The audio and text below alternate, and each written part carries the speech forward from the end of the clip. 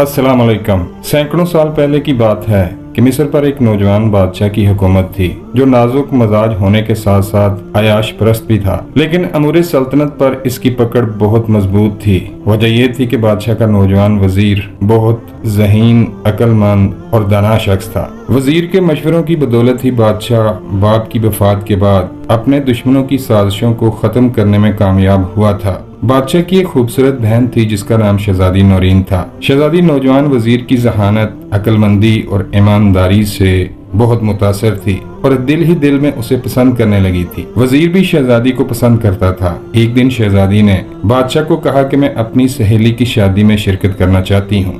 बादशाह ने वजीर को तलब किया और कहा कि शहजादी जहाँ कहीं भी जाना चाहती हैं, इन्हें अपनी हिफाजत में ले जाओ। शहजादी नौरीन बहुत खुश थी कि उसे वजीर के साथ वक्त गुजारने का अच्छा मौका मिल जाएगा। अगले रोज वजीर ने सामान्य सफर बांधा, चंद सिपाहियों को साथ लिया और सफर पर निकल पड़े। दौरान सफर शहजादी ने वजीर से इजहार मोहब्बत कर दिया और कहा कि मुझे शाही जाहो जलाल में कोई दिलचस्पी नहीं। आप जैसा ज़हीन, अक्लमंद और ईमानदार शख्स मेरा शोहर बने, ये मेरे लिए फख्र का बायस होगा। वजीर ने शर्माते हुए कहा कि मैं आपके जज्बात की कदर करता हूँ, लेकिन मैं अपने मुकाम और मर्तबे से भी बखूबी वाकिफ हूँ। आप नाज नखरों में पली बड़ी हैं और मैं आपके मुलाजिम के सिवा कुछ नहीं। मेरे पास ना तो मालो दौलत है और ना ही मैं जमीनों का मालिक हूँ, लेकिन अल्लाह पर तवक्कल करें, जो होगा बेहतर होगा। खैर, शहजादी ने अपनी सहेली की शादी में शिरकत की और चंद दिन वहाँ क्याम करने के बाद महल वापस आ गई। दिन गुजरते गए और दोनों में मोहब्बत गहरी होती चली गई। अब शहजादी और वजीर छुप छुप कर मिलने लगे थे।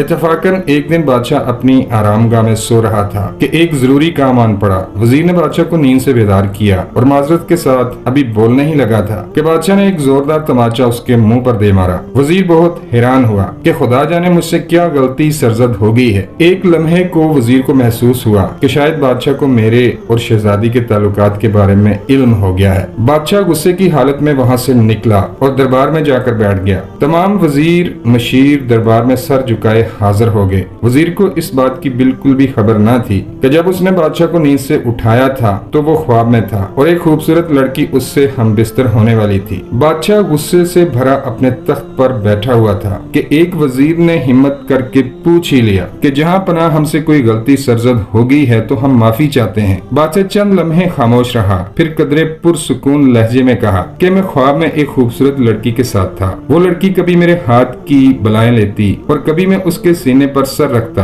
क्या खूबसूरत मंजर था, लेकिन कमबख्त वजीर ने मुझे नींद से बेदार कर दिया। अगले दिन वजीर बादशाह की खिदमत में हाजिर हुआ और माफी तलब की, जिस पर बादशाह ने उसे माफ कर दिया। इस पर वजीर ने बादशाह से पूछा कि जहाँ पनाह वो लड़की देखने में कैसी थी। बादशाह ने कहा वो किसी जन्नत की हूर से कम ना थी। मैंने आज तक ऐसी खूबसूरत लड़की पहले नहीं देखी थी। वजीर ने बादशाह से इजाजत तलब की और महल से बाहर निकल गया। चंद घंटों बाद वजीर एक मुसव्वर के हमरा हाजिर हुआ और बादशाह से अर्ज की कि जहाँ पनाह मुल्क का सबसे काबिल मुसव्वर पेशे खिदमत है, आप लड़की का हुलिया बयान करें जो रात को आपके ख्वाब में आई थी। बादशाह ने उस लड़की का हुलिया बयान किया तो चंद घंटों बाद मुसव्वर ने एक तस्वीर बनाई और बादशाह की खिदमत में पेश की। बादशाह तस्वीर देखकर हैरान रह गया, क्योंकि वो तस्वीर उस लड़की से हूबहू मुशाबत रखती थी जिसको बादशाह ने ख्वाब में देखा था। वजीर ने वो तस्वीर पकड़ी और बादशाह को ये कहते हुए दरबार से निकल गया कि बादशाह सलामत, रूह जमीन पर ये लड़की जहाँ कहीं भी होगी मैं इसका खोज लगा कर ही रहूंगा। बादशाह ने वजीर को कहा अगर तुम इस लड़की को तलाश कर लो तो तुम्हारी सबसे बड़ी ख्वाहिश पूरी कर दूंगा। वजीर खुशी खुशी महल से निकल गया। वजीर शहर शहर नगर नगर घूमने लगा। वो लोगों को लड़की की तस्वीर दिखाता कि इस शक्ल की लड़की कहीं देखी है, लेकिन उसे हर रोज नाकामी का सामना करना पड़ता। एक दिन वो सराय में ठहरा हुआ था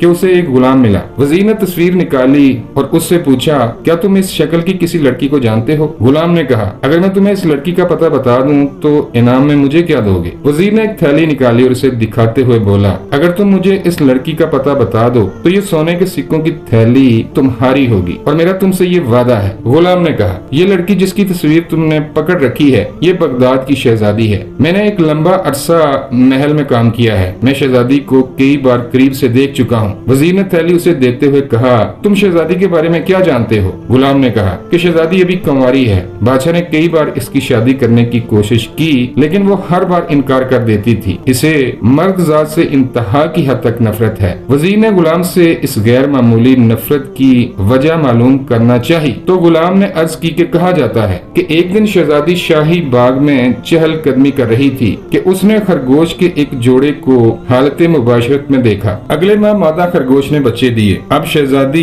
हर रोज खरगोश को देखने आया करती, लेकिन खुदा की करनी के एक दिन गुलिस्तान में आग लग गई, यहाँ तक कि तमाम दरख्त और पौधे जलकर राख हो गए। उस खरगोश के जोड़े को आग की शिद्दत बर्दाश्त न हुई। नर खरगोश ने मादा खरगोश को धोखा दिया और अपने बच्चों को छोड़कर वहाँ से भाग गया। मादा खरगोश बच्चों को छोड़कर वहाँ से न जा सकी और अपने बच्चों के साथ आग में जलकर राख हो गई। शहजादी ने जब उस नर खरगोश की बेवफाई देखी, तब से उसे मर्द जात से नफरत हो गई है। वजीर शहजादी की हकीकत जानकर वापस लौटा और दरबार में हाजिर होकर बादशाह को कहा कि जहाँ पना, आपने जिस खूबसूरत लड़की को ख्वाब में देखा था, मैंने उसका खोज लगा लिया है। बादशाह ने खुश होकर कहा, कौन है वो? जिस पर वजीर ने कहा कि वो बगदाद की शहजादी है और अभी तक कुंवारी है, लेकिन मुश्किल ये है कि उसे शादी और मर्द जात से इंतहा की हद तक नफरत है। और फिर वजीर ने खरगोश का वाकया बादशाह के गोश गुजार कर दिया। बादशाह ने कहा, कुछ भी करो, इसे शादी पर आमादा करो, बदले में तुम्हारी दिली आरजू पूरी की जाएगी। वजीर ने बादशाह से इजाजत तलब की,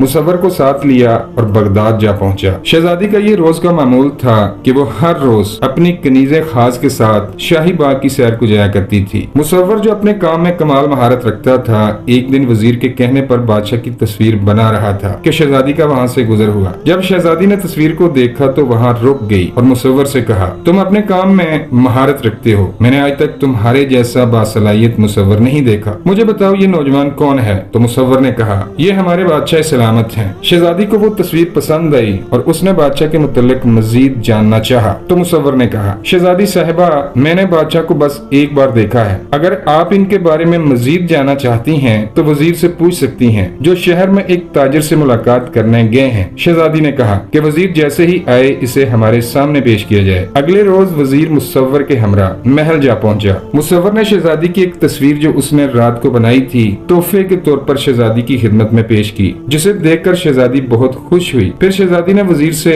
बादशाह के मुतल्लिक पूछा तो वजीर ने अर्ज की कि शहजादी साहिबा, हमारे बादशाह बहुत रहम दिल इंसान है, इन्होंने अभी तक शादी नहीं की। हमने हर चंद कोशिश की कि इनको शादी पर आमादा कर सकें, लेकिन इन्हें औरत जात से नफरत है। शहजादी ने औरत जात से नफरत की वजह पूछी तो वजीर ने कमाल होशियारी से कहा कि एक दिन बादशाह महल के बाला खाने में खड़े होकर दरिया का नजारा कर रहे थे कि अचानक दरिया में तुगयानी आ गई। एक ही पल में सैलाब ने मंजर ही बदल दिया। दरिया के किनारे एक मोर अपने बच्चों के साथ बैठा हुआ था। नर मोर अपने बच्चों को सैलाब से निकालने की कोशिश में था कि मोरनी ने उसे धोखा दिया और अपने बच्चों को छोड़कर वहाँ से उड़ गई, जबकि नर मोर अपने बच्चों को बचाते हुए सैलाब में बह गया। उस दिन के बाद से बादशाह के दिल में औरत के बारे में ऐसी नफरत पैदा हुई कि आज तक इन्होंने शादी नहीं की। शहजादी ने वजीर और मुसव्वर को चंद दिन महल में रुकने की पेशकश की, जिसे वजीर ने कबूल कर लिया। अगले रोज शहजादी ने अपनी कनीजे खास से कहा कि मुझे जिस मर्द की तलाश थी वो मुझे मिल गया है, मिस्र के बादशाह को निकाह का पैगाम भिजवाएं। कनीज ने शहजादी के बाप यानी बादशाह सलामत को